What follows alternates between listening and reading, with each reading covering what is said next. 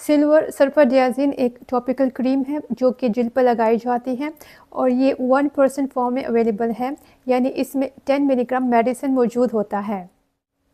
इस मेडिसिन का ताल्लुक सल्फा एंटीबायोटिक ग्रुप से है और इसकी असल ताकत इसमें मौजूद सिल्वर आयंस की वजह से होता है, जो कि बैक्टीरिया और फंगस को मारने की सलाहियत रखता है। और ये डिफरेंट ब्रांड्स में अवेलेबल है, मसलन के क्वेंच क्रीम, डर्मेजिन क्रीम और सिल्वर एक्स क्रीम। और ये सेकंड और थर्ड डिग्री बर्न्स में इन्फेक्शन की रोकथाम और इलाज के लिए इस्तेमाल होता है। बर्न्स 3 दर्जात में तकसीम होते हैं। फर्स्ट डिग्री बर्न्स में जिल्द की सबसे ऊपर वाली लेयर यानी कि एपिडर्मिस मुतासर होता है।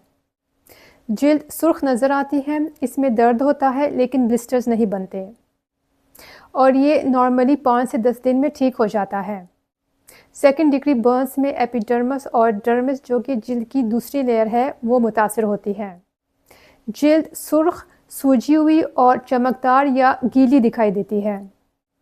इसमें ब्लिस्टर्स बनते हैं और बहुत दर्द होता है और इसको हील होने में 2 से 3 हफ्ते लग सकते हैं।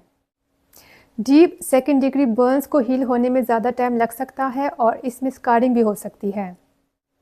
थर्ड डिग्री बर्न में जिल्द की पूरी लेयर मुतासर होती है और ये फैटी लेयर यानी कि हाइपोडर्मस तक भी पहुंच सकता है।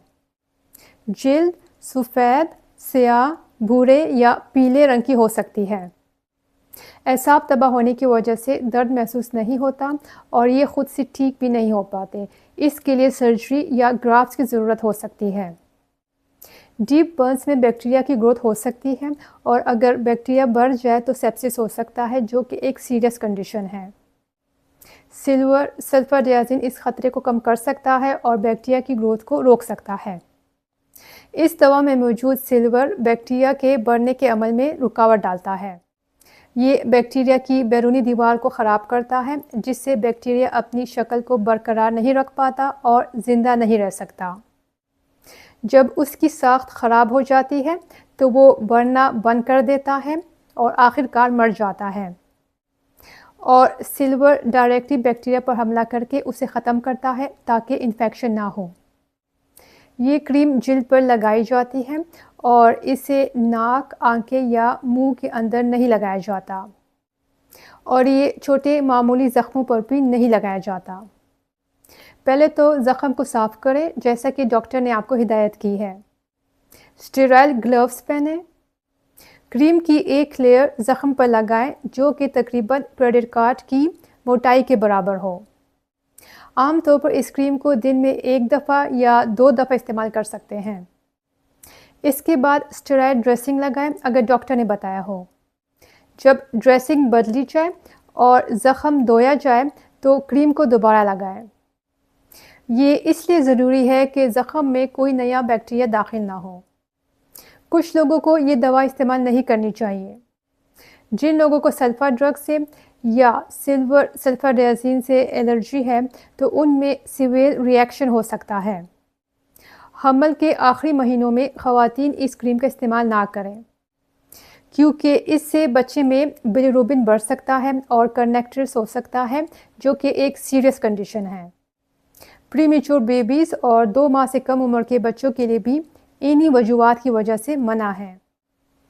जिन लोगों में G6PD डिफिशिएंसी है तो उनमें रेड ब्लड सेल्स का टूटने का ख़तरा बढ़ सकता है। अगर दवा लगाने के बाद शदीद एलर्जी, ख़ारिश, दाने या ब्लिस्टर्स बने तो दवा का इस्तेमाल बंद कर दें।